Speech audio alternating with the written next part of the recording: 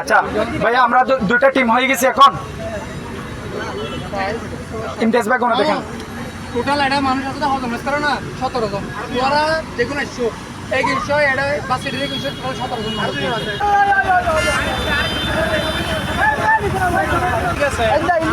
এই যে আমরা ফেনীর উদ্দেশ্যে মানবিক বন্ধুগণ, কুতুবুদ্দিন লাইফ জ্যাকেটটা বাটিয়ালি থেকে না, বাটিয়ালি থেকে লাইফ জ্যাকেট নিতে হবে। কয়টা দিছে কেন? এই যে আমাদের দুইটা টিম, আর বেশিক্ষণ এক ঘন্টার মতো, আরেক ঘন্টা পরে মৌসুম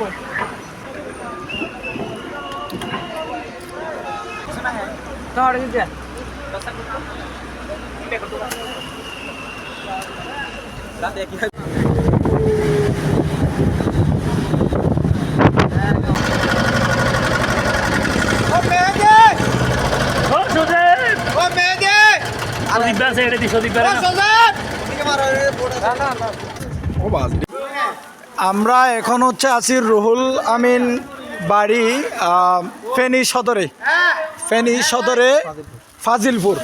প্রয়োজনীয় ত্রাণ দিয়ে দিছি।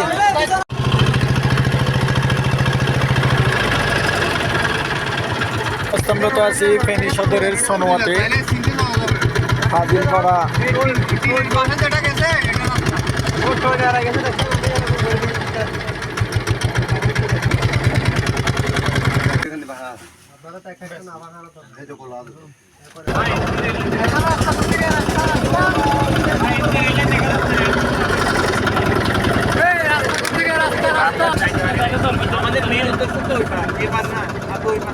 এই দেওয়াল দেওয়াল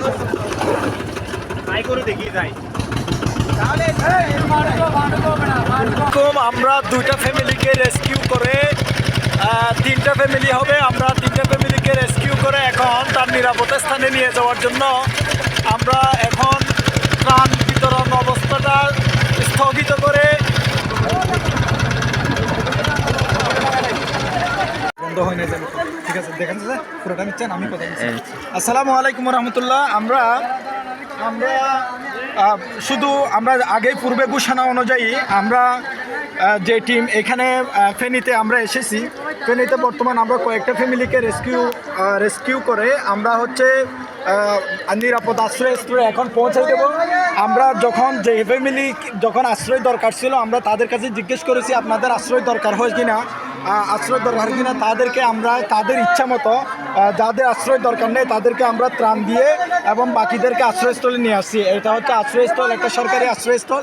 এখানে আমরা যে 4-5টা ফ্যামিলিকে আমরা রেস্কিউ করেছি এবং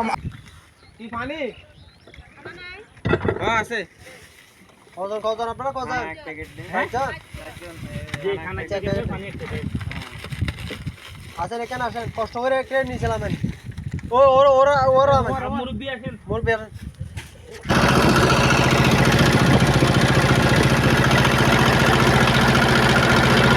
দেওয়ালটা ধরে রাখেন, আর শুধু আমরা সাম্বারটা শুধু তেলতেছে, আমার ড্যানার শুধু যাইতেছে বাইতে বাইতে।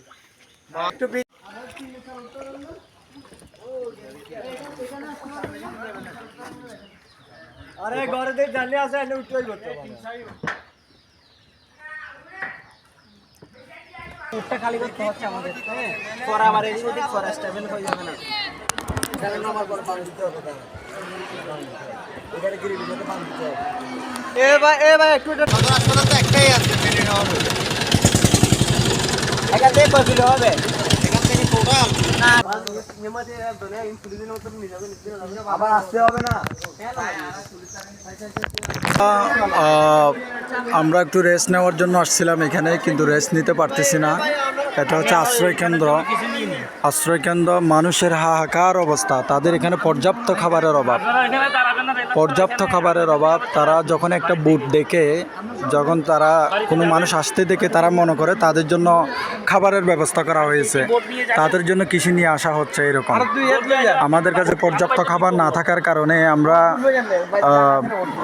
ওই পরিমাণ সবাইকে পানিও দিতে পারতেছি না। কোন জায়গায় এগুলো বাদ দেন, সবগুলো বাদ দেন, আগে হাইওয়ে রোডের কথা বলেন। ওটা তোরা কি জীবন করছ আমরা হাইওয়ে রোডে নৌকা চালাইছি এই রোডে কথা চালাইছি না